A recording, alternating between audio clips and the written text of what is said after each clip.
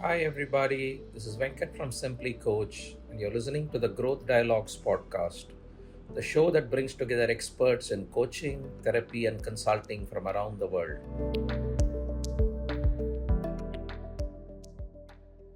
Hello and welcome listeners to the Growth Dialogues from Simply Coach. I've got here with me Jesse Gilmore. Jesse is the founder of Mission Control and the creator of the Leverage for Growth approach. After more than a decade of building systems for agencies and even working for a $4 billion corporation, he has helped nearly 100 marketing agencies scale sustainably. What makes his work stand out is that he has been in the trenches himself. He knows the overwhelm of running an agency, running a business, and now he has built a method to help owners step into the CEO role, grow with clarity, and build teams and systems that free them up to focus on what really drives growth. Jesse, did I get it all right? Did I miss anything? You did pretty good. I've never owned an agency before, but I have run 3 companies before. A web information services business, similar to an agency, but a little bit different. Fantastic. And I guess that's where we will start and we will dive into around how you built your practice, scaled it, and lessons which our audience, which our coaches can learn from you. So, Totally. so what inspired this journey to work with agencies? Yeah, quite a deep conversation starter. What I'll do is I'll talk a little bit about my journey because Niche and Control is actually my 4th business. My first 3 businesses were a lot more based around my skills, and I kind of had like even before starting a business, I had a vision for running a business with my brother Jeremy, and when I was about 18, and I wanted to impact a lot of people. And so before I even started a business, I started going door to door, doing sales and asking business owners real life questions about, what does it take to run a successful business? And I'm an avid learner, so I take a lot of notes. And I was taking, 80-page journals, filling them up with notes over about a year and a half. And I eventually got to a place where I'm like, okay, I know enough to run a business, right? Which is kind of funny. And so I started off, my first business is taking those notes and applying them in practice. And the things that I didn't really learn were based around things like systems and processes and how do you delegate effectively and that kind of stuff. And so it wasn't until I had gotten to a place where I was working 80-hour weeks for years, getting to a place where I was burning out, and actually dissolve these businesses as they were becoming successful because I believe that everybody really gets into entrepreneurship for the desire of freedom of time, freedom of finances, freedom of relationships, freedom of purpose, right? And I was finding that those businesses were taking away the freedom that I was going after. And so I dissolved those at those time, went into corporate, like you had said, and I learned a lot more about systems and processes. And this is really where I started to learn the things that I wish I would have known in my previous businesses. Systems, processes, delegation, HR, all the really boring stuff that makes a business work, And then it wasn't until that business became acquired that I started to kind of look at my whole journey as one big life lesson, that's gotten me to a path of where I am and where do I want to go.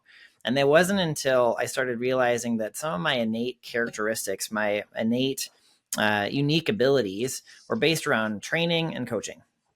So when I started to get into understanding more about my strengths and my purpose and my passion, I started Niche and Control to kind of align with that. And I took everything that I had learned from my 3 businesses, the pros and cons, and then also corporate, put it all together into a leverage for growth method.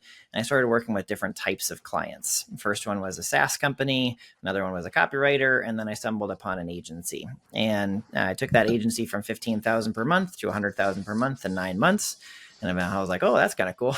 I want to do that more often. And then that's when I started focusing on agencies. So I wanted to give you a little context before I answer that question. Lovely. So it's interesting, right? As I heard you, it is just almost as if it feels like you stumbled upon this marketing agency niche. Would that be the right thing to say? Yeah, you can use the word stumbled. It seems like it. Yeah, Yeah. yeah. So, how was it afterwards? What were some of the biggest challenges in, say, building credibility and finding, more businesses? How did that go about for you? Yeah, totally. So in the agency realm, very similar to a lot of these kind of specialized niches, you might not speak the language unless you actually own an agency. And so what I did a lot was I really understood that my first 5 clients that were agencies, I had to deliver above and beyond what would normally be like normal, I guess. And I wanted to make sure that those first 5 clients got such good results that they would give me case studies. This is what I now call a proof of concept stage. And one of the greatest things that I ever did was literally just in the sales process, tell them, if I help you hit your goal and you hit your goal in a certain amount of time, then would you be able to give me a case study? Of course, they say yes, because they want to be a case study and they want to get good results. And that one thing set up my whole coaching business, because what we do is we get them to think about goals and like targets and tangible outcomes, which ultimately, if you're a business coach, might be different for like career coaches or health coaches and stuff like that. But for business coaches, ultimately they're hiring you to get to whatever their goal is faster. Right. And so what we do is we get people to understand what that goal is. And if we are confident that we can help them get there in a shorter amount of time, then we do what's called a pre-commitment. So if you were a client of ours and we would say, Ram, what do you want to do? I want to double my revenue in 6 months. Awesome. If we hit that, would you be able to give us a case study? Absolutely. So then we just work towards that goal. And once they hit it, it goes. So that's what I did with my first 5 clients, and they became kind of the catalyst for everything else. So anytime I was talking with a digital marketing agency, I'd bring up Warren's case study. Anytime I'm talking about a creative agency, I'd bring up Susan's case study, right? And that became more and more case studies. And now we have what I like to call a wall of proof, where it's just like literally like breaks all skepticism. On your website, we can actually see that wall of proof. And I was going through it earlier. I said case studies after case studies, videos of people talking, including that 100,000 in 9 months, your very first client out there. So phenomenal. Yeah. Interesting. Was there any moment where you said, yeah, this is my lane, this is where I want to go? Was it at the first client itself, or was it later on for you? Yeah. It was once I started realizing that the results were predictable and consistent. So what I like to do, at least, and I learned it through 3 failed businesses and then the 4th one working, was just find where the match of your skills and your strengths match with the client's needs. So if you think about, if you just kind of break down the marketing agencies, they know how to grow businesses, but a lot of times they can't do that for themselves. They just don't. It's like, and when you kind of become, what I'm doing is it kind of like being their left brain, or they're the right brain. And then I'm helping them think about, how can you systemize this, and how can you make this scalable? How can you train something that seems like it's innate to be a little bit more repeatable? And once I started following the demand, and more importantly, the client results, if I can get best client results for certain clients, it makes it a lot easier for me to get more of those types of clients. That became kind of like the avenue to say, this is my path. Interesting. And how did you, find your first clients? How do you today find your customers? Yeah, so it's evolved over time. So I found Warren and one of the other masterminds that I'm a part of, or that I have been a part of, and I'm part of a bunch of them. If you're a coach and you do not have a coach, or you're not in a group program, you got to get into it. Like, you're just surrounded by a bunch of people. And at the time where I was like doing some research into agencies and like, what the heck are these things? And, and I started talking with Warren, and then I interviewed him, and I was like, yeah, I think that I could actually help you grow. And he's like, sweet. And there was kind of like the synergy. And so in the way beginning, it was kind of more organic, and it was more based around familiarity or like proximity, close to each other. Where now it's a little bit different. One of the biggest things is that skepticism stays in the market. Marketing agencies are probably what I would assume to be one of the most skeptical types of people, because they actually handle the marketing for everybody else. And so when they get marketed to, they're like, yeah, right. So, we know that. We've heard that before. Yeah. Oh, they're using this certain technique, they're able to see through it. And so one of the things that I found, especially nowadays, is just authority-based content is really the key for at least me and my ICP, or ideal client persona. For each coach, it's going to be a little bit different, but no matter what, being on podcasts, getting interviewed by Ram, that kind of stuff is going to be really helpful, because not only does it match with what is authority-based content based around AI and ACER and earned media and all that kind of stuff, but also it's really good to understand the story behind things. So when people think about me and they just think I'm like an agency growth coach, and they're like, they don't understand my story, then they can't really relate to it. But once they understand a lot more about all the trials and tribulations that I've gone through to lead towards here, it makes it a lot easier. So authority-based content's a big one. Podcasts are a big one. We do cold email because a lot of people don't think that they need a coach when they actually need a coach. So being able to come in that way. And then we're starting to get into asynchronous coaching courses. So like a course that would solve a certain issue. And then as you know that you solve one issue, it creates more issues, and that becomes a continuity offer. Very interesting. So you talked about asynchronous, and it's like almost like a program that you go through. Now, one of the things that we talk about in Simply Coach is that when you put in structures and you put in systems and frameworks, your game is elevated, which is why you have a platform, which is why you've got tools, tracking, and all of that. Uh, Seems like that is very similar to what you advocate in terms of systems and frameworks playing a differentiator for yourself and for the agencies. Could you talk a little bit more about that? Yeah. And I think it's really good, especially starting from the beginning, because there might be some coaches that don't really have like a framework right now. And they might just be working on a one-on-one basis, and they don't really know like how the heck does this thing actually work long term, And because I know that I've been like that before. And what I did with Warren and my previous clients in the way beginning, when I was a one-on-one coach, and right now I do one-on-one and in a group mastermind, and then I'm also doing courses. So in the beginning, what I ended up doing was I wanted to make it to where clients could get a consistent experience when it came to certain trainings that I'm walking them through. And even before I get into the actual structure of my initial one, when I looked at a framework, I started looking at the ideal client. Who is the ideal client, and how can I serve them? A lot of times they're starting off in a current scenario that has they're dealing with some type of problem, some type of pain, and it's pretty consistent for a certain group of people. So for an example, agency owners, the ones that I work with, typically have an unscalable business. They haven't really figured out how to scale their own business without increasing their hours. So very similar to my previous story. So unscalable business is one of their pain points. The other one is inconsistent lead flow in clients. They might rely on referrals, but not necessarily have good marketing for themselves. Or the third one is there might be micromanaging the team. So their subject matter experts are really smart at marketing, but they don't really know how to not like be looking over people's shoulder. So when you think about the three problems that they're facing, then you understand what their current state is. And then you flip those problems into their future, where the solutions are there. If they have a scaled business, consistent revenue, and empowered team, those two endpoints create a gap. The framework of whatever you're trying to create is basically the 3 to 8 steps that you're taking a person from one step or one current state to a desired state. That becomes the framework by which you develop trainings, right?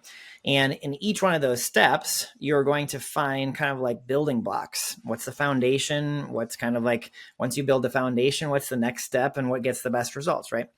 So the way that I developed the framework, as I started to record the trainings on each one of those steps that they would watch in between sessions. So for an example, I'd meet with you and I'd go, Ram, what's going on with your time log, and you're like, oh, time's all over the place. I'm having an issue with that. Okay, cool.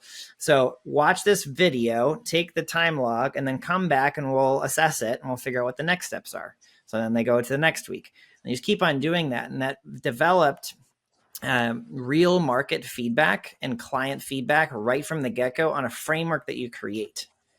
So that's how I started the whole process. And I validated the framework, literally just working one-on-one on a weekly basis, implementing these trainings. And if the trainings were off, I would know in that same week.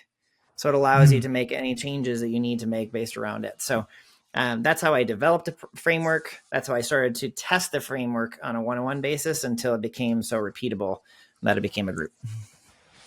It's very interesting. In coaching, as you'd be aware, you say it's leadership coaching, and then I look at all kinds of leadership problems across industries. Practically, I'd love to say that I'm agnostic. Whereas I'm hearing you, Jesse, say that there are three specific problems with agency owners, and it's almost like you are coaching through them. So, does it break the clarity of distance for you? Does it make you, in a certain sense, judgmental about the kind of problems that they might have? Or does it empower you? Understanding the problems, let me just restate what you're saying. So if understanding the problems, like they have an unscalable business, inconsistent lead flow, and micromanaging. Would you not look at it through that lens only? But almost like, yeah, I'm looking at it only through that prism rather than opening up and looking at it with a fresh pair of eyes. Oh, sure. Yeah. So the fresh pair of eyes, I think that applying a framework to figuring out where they are in the state. And so you might have a scalable business, but your main focus is inconsistent lead flow and clients.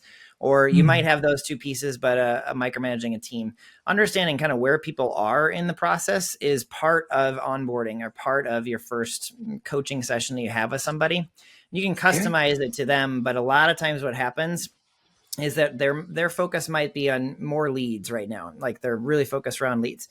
We solve that issue, and pretty soon they have to turn off marketing to go back into the business and fix the scalability. So it always comes back to the same method. I think that what I've realized after doing this for so long, like we validated our method through interviewing really successful agency owners, all the way up to 9-figure agency owners, to figure out is what we have in the method correct? And it just kept on getting validated over and over and over again that the need for new eyes is within a framework, right? Like I wouldn't look at it from like, this has never been done before because I've done it so many times with a certain group of people. If my ideal client persona kept on changing, like I was working with a SaaS company and then I was working with a healthcare or whatever, then of course it's going to be definitely different. But because my ICP, that variable of who I'm talking to, has stayed the same, it makes everything else a lot easier. Interesting. I'd like our coaches to consider this because some people work with women leaders in multinational firms. And sometimes they do make the mistake of saying that, I know what problem you're facing, almost as if they know the answer to it, rather than applying a framework and saying, these are the common types of situation in it. Where are you? And then drilling deep into that. So it's something to take. Have you faced any coaching situation where you went in there, the person was wanting to see growth, but pretty much they were doing everything right, and it was a big question mark for you as well? Have you faced that? Yeah. So if they're doing everything well, what I would try to figure out. So I was trained in root cause analysis. So for anybody that doesn't really know what that means, I'll ask a series of questions to get to the root cause of whatever the issue is. And I'm also trained in like metrics. And so it makes it really, really hard for me not to figure out what the actual issue is, even if they're doing all the things. The numbers are going to say it, or if I ask a series of questions, it's going to get to the root cause of whatever the issue is. One thing that I found was a lot of times in the way beginning, I was so focused around what was happening within the business that I didn't really focus around the time aspect. So for an example, Ram, if I was trying to get you to systemize your business and I said, all right, this is how you're going to build SOPs and how you're going to delegate. And you're like, yeah, I'm already working 80 hours. How am I going to do that? And it wasn't until I started realizing, oh man, I have to have this other component based around time that's kind of figured out. And even within the framework, I started realizing that there are limiting beliefs that people have at different times that are not based around what you do. It's more based around who you're being or how you think about things and your perception of what's happening to you, and is it happening to you or for you. So sometimes what I'll find is that in the method that we have, it's proven, it just works. If people dive into it, it keeps on getting results over and over again, which is really cool to get to that place. But if I find that people are doing it, but they're not really believing in it, or they don't have the mindset component to it, then it has less to do with the how, and it has more to do with the perception of it. So those are the times where it might take a different route, I guess, based around you're doing all the things, but something's off, either based around time or mindset. Interesting. Any situations where the person understood it intellectually, the person that you're coaching understood it intellectually, but was still struggling to implement it? And how did you help this person, do what they knew they should be doing?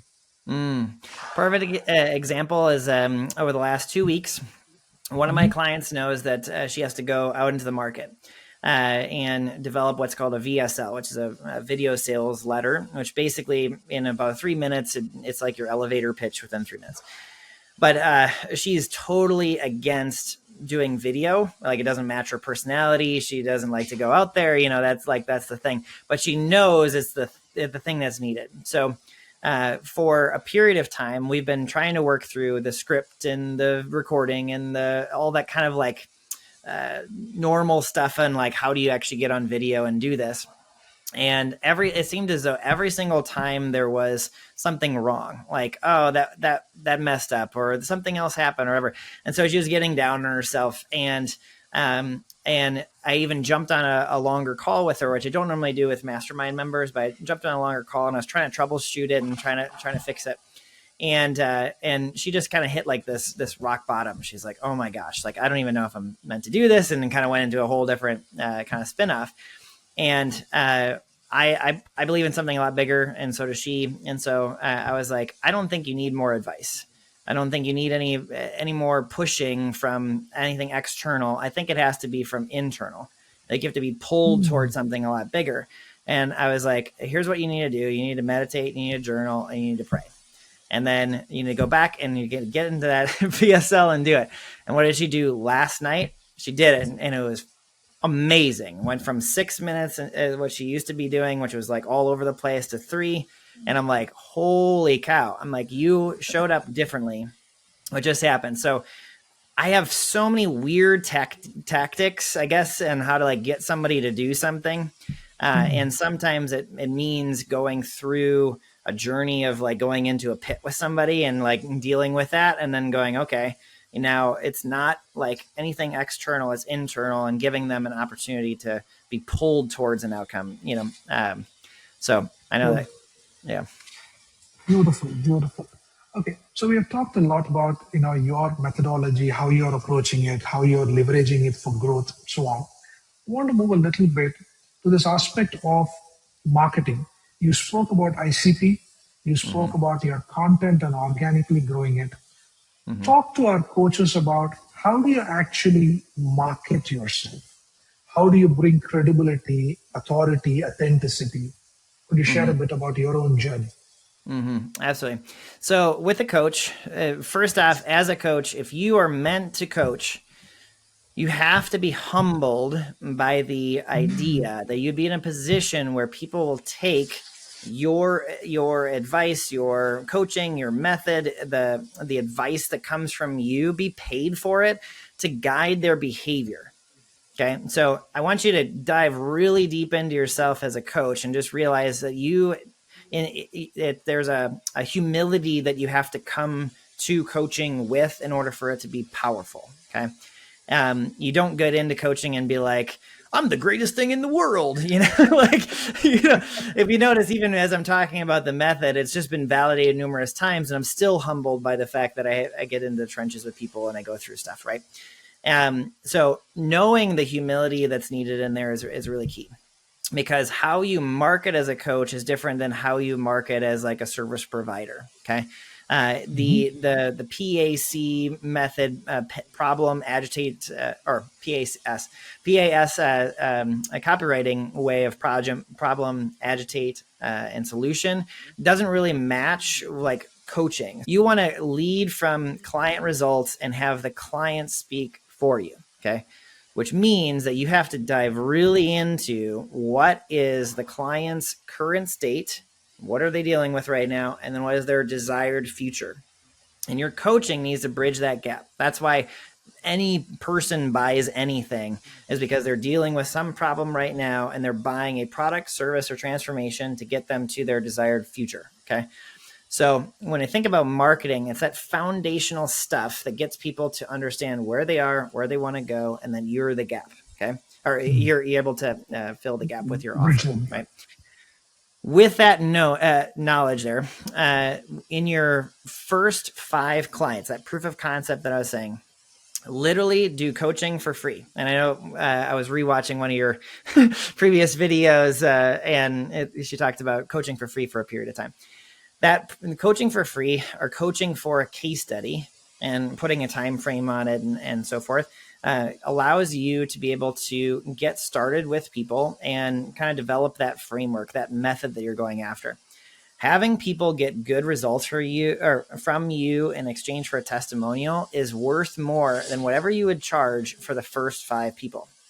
So thinking about it in this framework, I'm talking to the person that's just starting off coaching or just trying to figure out that method, because those first 5 people now allow you the feedback, the market validation, the content that's needed, where you just start speaking through people. So when Warren came to me, so I'll use Warren as my example. When Warren came to me and he was stuck at $15,000 per month with one employee and his partner, couldn't figure out how to get everything out of his head. So he started working with me and I helped him get everything out of his head and his team's head and systems and procedures, and just rapidly grew from $15,000 per month to $100,000 in 9 months. When I say that one thing, all of a sudden people can see themselves inside of Warren. We're like, oh man, I have everything in my head, right? And immediately it switches the narrative to not being like, I'm the greatest coach in the world, but more so, look at all these really cool things that my clients are able to do because they're working with me.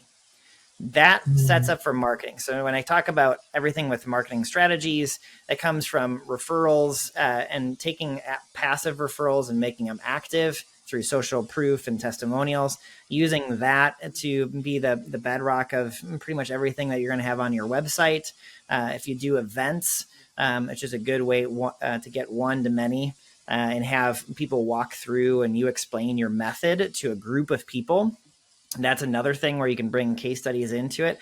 Case studies are ultimately the number one thing that's needed in a coaching business. That sets up for all the other marketing methods. And it depends on your personality, whether or not you're going to go into podcasts and get interviewed by Ram, or if you're going to, whatever you're going to do. It just, the main thing is you got to get clients good results. So. Beautiful. Beautiful. Absolutely.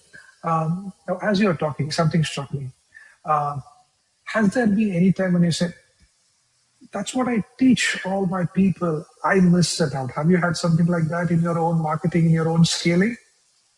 Yeah, when I was a one-on-one coach, so before I went into the group, I developed a method using Loom videos and basically direct pitches. So very similar to what I had my client do with the VSL, which is more based on the group.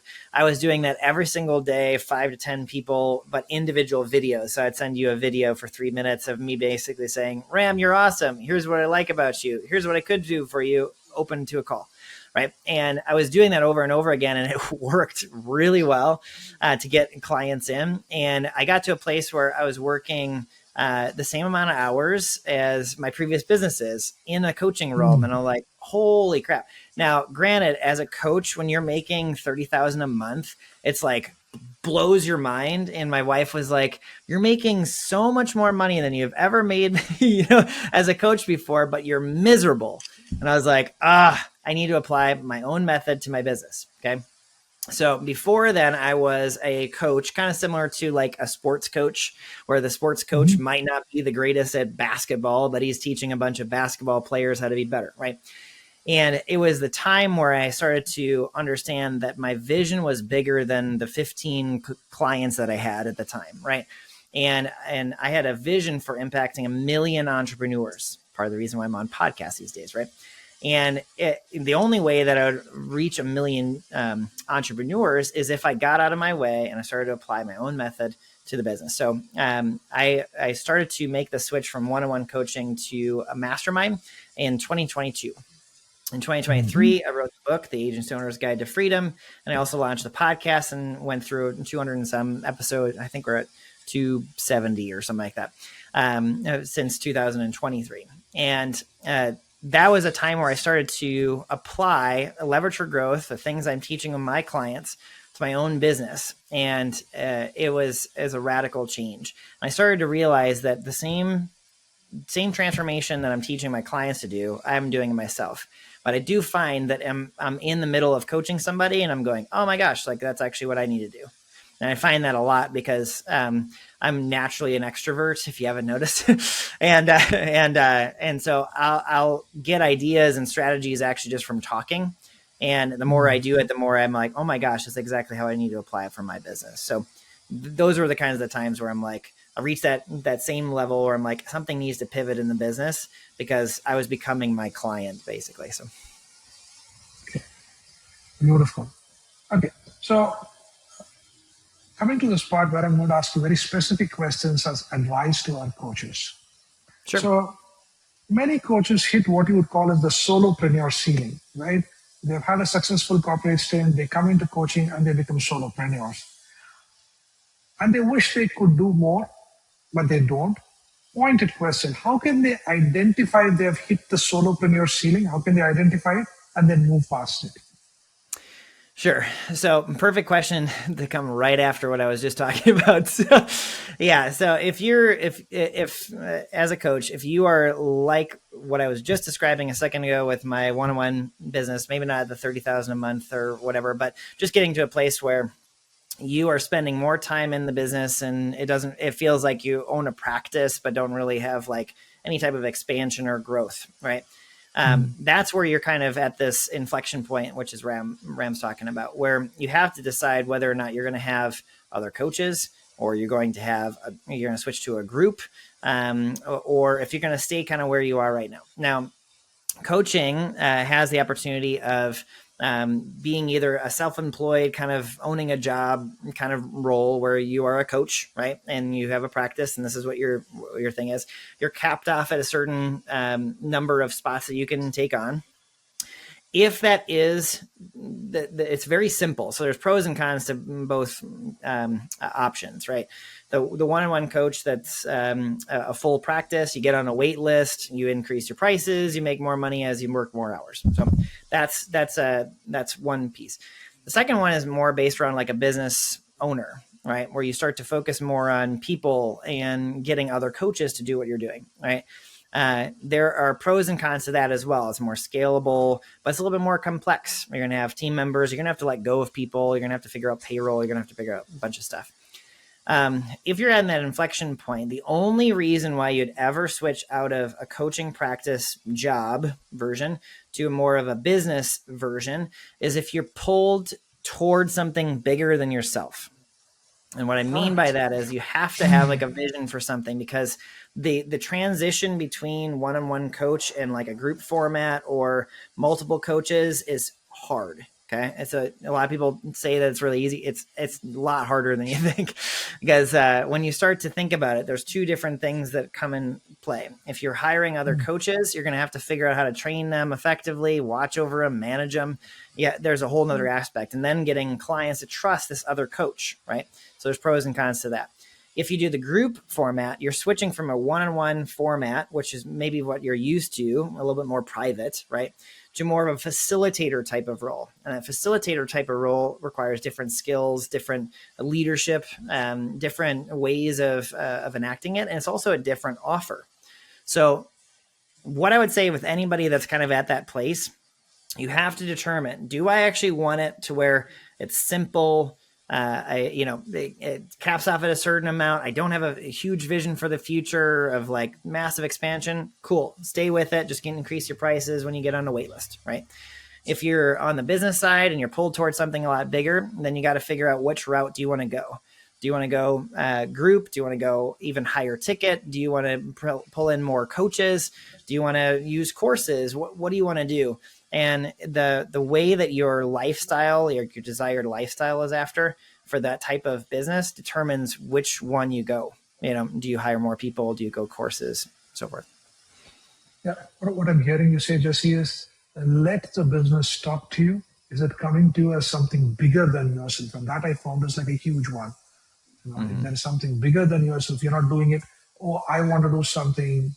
I think I'm good at it, rather than this can be something more meaningful for the world. Beautiful one. Next question. What are some practical first steps a coach can take to systematize and scale their practice? First steps. Yeah. First steps, I would have you determine what your framework is. So the first step would be to look at if you are an existing coach without a framework, so you've coached other people and you've gotten to a place where you have some real life experience. And that's what I would suggest for the strategy, where you're looking at which clients got the best results from you and which one, like, what did you do with them? All right. If you're not recording your coaching sessions, please record your coaching sessions, because it's going to teach you a lot about just like rewatching the best case scenarios, because it's going to tell you a lot more about what you did in that moment that needs to be repeated. Okay. So in the way beginning, I would look at the ICP, your ideal client persona, and I'd base it off of who got the best client results. And then I would just dissect everything you know about them. Okay. What was like the age? Are they married? Do they have kids? Like, what kind of stage of life are they in? And what stage of business are they in? That's going to give you an understanding of their current state and desired future, and allow you to kind of map out what did you do with them that really worked, and narrow it down into 3 to 5, maybe 7 different steps, 3 to 7 different steps that you're taking them through. And I'd start recording the trainings or whatever you had done in in those sessions, and record those as like videos that they watch. And then I would start to have them work through these videos and give you feedback on them. That would be the first step. And then once you start getting clients that are very similar to your ICP, you literally just are validating those trainings. Are they accurate, and is it actually predictable, or was it one-off with that one type of client? That's the foundation I'd set for them. So pick up the things that have worked for you. From there, reverse engineer, like you said, and build those modules out there. Play it back and see if it works. And that's the first building blocks of structure or modules or whatever you might want to call it, to systematize and scale the business.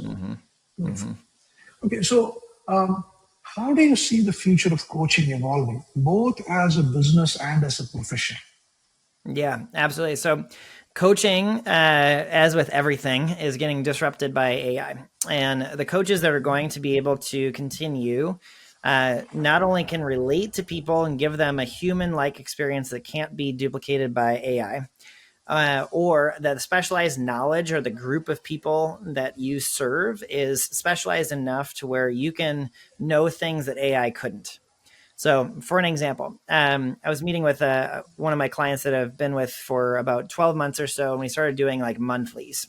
So he's a part of the mastermind, and he's also doing monthly one-on-ones. And I met with him, and he asked me a couple of different questions, and I was like, do you have any agenda? What do you want to cover? And he's like, oh, I want to bring a couple of different things here, and we'll just have an organic conversation about them. I'm like, sweet. So he starts testing me on these random things, and I'm like, oh yeah, this, you need another management person. This is what you're going to bring in. I started giving him solutions to what he had brought up, and he's like, I could have tried to figure that out with AI, but it never would have been so succinct and so powerful. And he's like, your stuff. Like, AI can't duplicate it.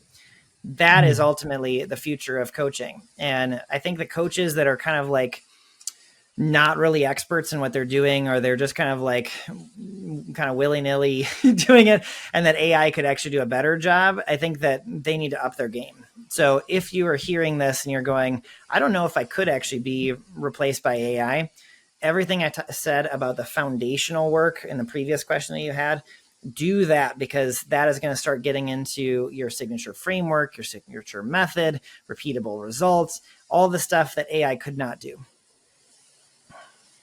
Beautiful. Okay, one final question. And this is going all the way back. So if you were to look back right at the beginning, what do you wish you had known when starting out? I think if I was to look back, I think I would have not underestimated how challenging it would be to switch from the one-on-one to more of the group. And I forced a lot of one-on-one clients into the group to make the switch, where I should have kept the monthly recurring revenue going and then looked for totally different clients for the mastermind. And it would be less pressure in that way beginning piece of making the switch. I think I was just kind of like done for it. like everybody's going to go into this and this is what we're going to do it.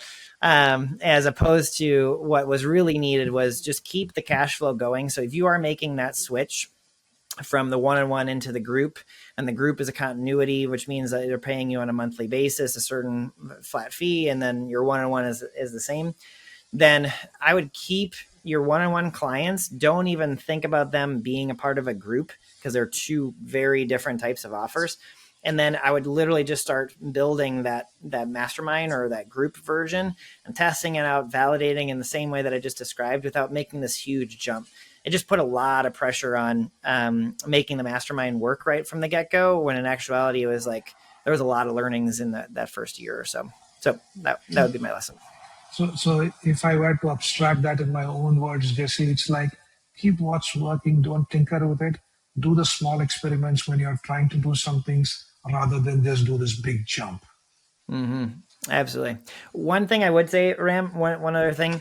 So for any coaches that are not, so the agreement model that you set up is really, really important. And one of the things that I did right from the get-go is I went high ticket, and I did a 3-month package at $2,000 a month. We'd meet on a weekly basis. And what I would do is I'd be implementing a method. Okay. And that one setup, that was one of the things that was one of the best things that I did in the way beginning, because it was continuity. It was a short time period, which means that there's not a lot of commitment right from the get-go of a new coaching client. And then it was high ticket enough to where there was enough revenue coming in from it. And then I started looking at, after the 3 months, how many people could continue on a month-to-month or a longer commitment afterwards. That one model, as opposed to what other coaches will do, is they'll pay by the hour, or they'll pay like, number of slots or whatever it is. Those models don't really incentivize you for continuity or some type of outcome. So if you are going to go after a method and you're implementing a method, think about it in like a 9 or 12 week kind of process, and where you're walking people through a series and try to get them the result in that time. So that's what I would suggest. Like, one thing I did right was actually in the way beginning. Thank you. Anything else, Jesse, which I have not covered here, which has just come to you as you think about our conversation? Anything that you would like to offer to our coaches? Yeah. So if anybody is listening to this and they are a coach and they're trying to figure out what the next step is for them.